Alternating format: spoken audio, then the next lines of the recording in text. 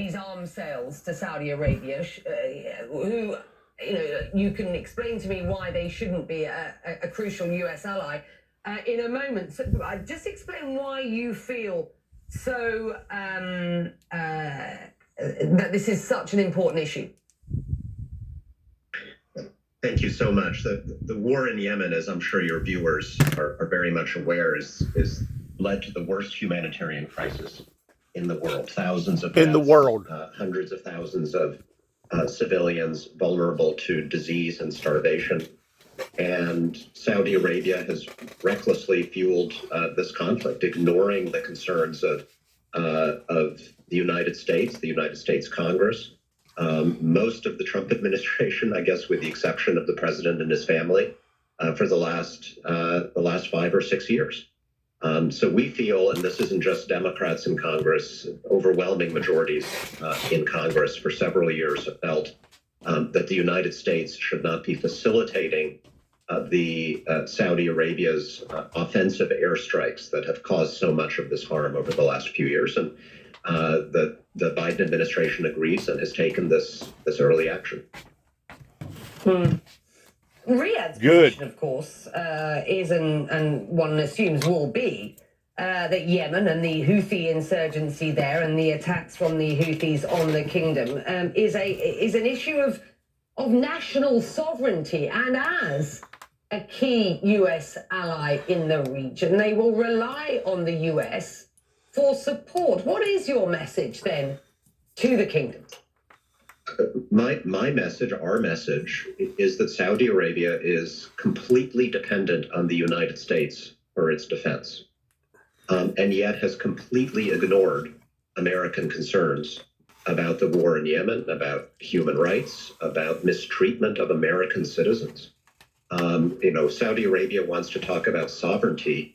It needs to account for the fact that its government kidnapped an American resident off of U.S. soil and dismembered him several years ago, and only got away with it because of a close personal relationship between the Saudi royal family and President Trump's family. Well, that's no longer there. It has to now take some responsibility for making this relationship better, rather than relying on Americans to always ignore Saudi misbehavior. And this is another reason why, let me weigh in real quick. This is another reason why that I personally felt offensive in the Donald Trump administration remaining in power, due to the fact that they was protecting such of a rootless, evil, demonic, cruel entity as this. And there's no doubt that these people played a major role. They can ban bin Laden, their cousin. They can ban him and make it look like that they didn't have nothing to do with the planning of 9/11 all they want. But the fact of the matter is, they was in behind 9/11. They are guilty of burning the candle at both ends. They are not to be trusted under any circumstance. And if anything, rather than us selling them arms, we should be throwing arms over against them, pertaining to what that they have done to the rest of the region around in that area, not counting what they have done to us and not counting what they have done to that journalist that they basically assassinated in one of their own supposedly holy temples that's supposed to be withholding the laws of the land. These people are cruel. These people have been cruel to their own people now for hundreds, thousands of years, not giving women the same rights, making women cover up to the point that they wasn't allowed to show themselves, even their face, not giving women the opportunity of being able to drive automobiles. Up until just recently, they have started to liberate, if you want to call it liberate, some of their cruel, unjust laws in allowing for some of these procedures to go forth that we knew was nothing but unjust and cruel to humanity, in addition to what that they have done to places like Syria and caused some of the most ungodliest acts in bombing people while they was in the process of having a wedding or a funeral or whatever. These people are the axes of evil. These are the people that we should have went to war with in, what was it, during the era of young Bush's era, rather than us going to war with the Iraqis, pretending to Saddam Hussein. These was the people that we should have went to war with. We went to war with the wrong people. And now these things are beginning to merge, float to the top in seeing the truth about these kind of people. In the letter that you co-wrote, you outline 4 actions that you wish to see the Biden administration take. And I just want our viewers to understand these. They were implement immediate accountability measures for the Khashoggi assassination. 2 was freeze delivery of offensive weapons to Saudi Arabia. 3, reverse the FTO designation of the Houthis as a terror organization. And 4, demand release of American citizens arbitrarily detained by the Saudi government. Have you received a response to this letter? Well, I guess the first response was in the form of the decision that the Biden administration just made to do one of the things that a bipartisan majority of members of Congress have been asking for, to freeze these arms sales. We expect, based on statements from the administration, that they will declassify information that the intelligence community has regarding the ultimate responsibility for the murder of Jamal Khashoggi. Secretary of State Blinken has also said that he is reviewing the terrorism designation against the Houthis because of the humanitarian impact on the Yemeni civilian population. And I have no doubt that the Biden administration, unlike the Trump administration, is going to have a zero tolerance policy for mistreatment and an unlawful detention of American citizens. Good.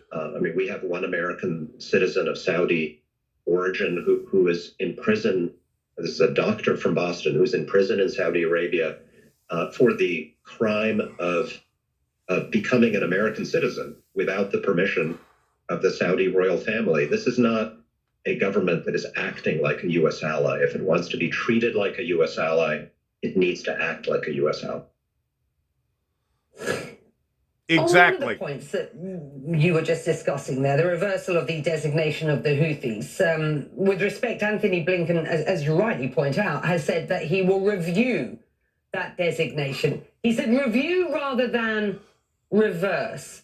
I wonder whether you believe that was sort of taking a sort of middle ground approach, or how you would describe what you heard from Anthony Blinken. And if you can just explain to us just how easy it is to actually reverse that decision made by the Trump administration in its dying hours, as it were.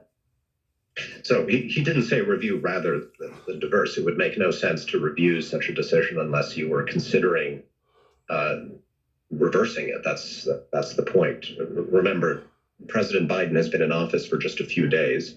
There's a lot on his plate, and the responsible thing when you're dealing with a complicated problem like this is to begin with a review. Both Tony Blinken, the Secretary of State, and Jake Sullivan, the new National Security Advisor, have said that they were very troubled by the decision to designate the Houthis, not because the Houthis are nice people, that they are equally responsible, I would say, as Saudi Arabia for the suffering of the Yemeni people and deserve to be held accountable. But the practical difficulty here is that it just is not possible to provide the humanitarian assistance to the 80% of the Yemeni innocent civilian population that is under Houthi control if the entire Houthi movement and government is designated, it just creates enormous practical difficulties for saving lives. And so what I imagine they will do is look for a way to hold the Houthis accountable as they deserve to be, but without making it impossible for the UN and humanitarian agencies to provide life-saving help for completely innocent people in that country. See, whenever it comes to the teachings of Christ in being wise as serpents but harmless as doves, whenever it comes to them trying to do something in a more civilized way, these people don't know what that word means towards being a peacemaker. Their definition of being a peacemaker is taking their own weapons and forming some sort of a coalition towards making people do against their will. And to me, it puts a stain, this is just my personal opinion, it puts a stain upon the American credibility to be able to support and call a group of people like this your ally, especially whenever we know that the Saudi Arabians had a great deal to do with, or everything to do with 9/11. It really don't make sense in what various administrations has done, not just since 9/11, but before 9/11 pertaining to the Saudi government. And I realize oil and money all go together. But you know what? We have to draw a line in the sand somewhere and say, what will it cost next time to sell out? What will our dignity next time cost to sell out to a bunch of rootless dictators such as the Saudi government? And I'm sorry, but I've never liked them. You know, I've said this before. I've had a cousin that worked in Saudi Arabia in the oil fields. That was a contractor, and he made big money. He made all kind of money. But money, according to the Bible, is the root of all evil. And money is not the solution to good moral values that these people obviously does not have. No, and you make a very good point, because just the reversing this designation doesn't necessarily mean that the war is going to, the war will end anytime soon, nor indeed would the freeze on arms sales, were that to become permanent. That is the issue, isn't it? But that at this point, this is a war that continues. Correct. I mean, neither of these moves are necessarily going to end this war, this conflict in Yemen, which has been so destructive to so many. By themselves, no. But do keep in mind, as I said at the outset, Saudi Arabia is entirely dependent on the United States to maintain its defenses and its military efforts. It's not just arms that the United States sells.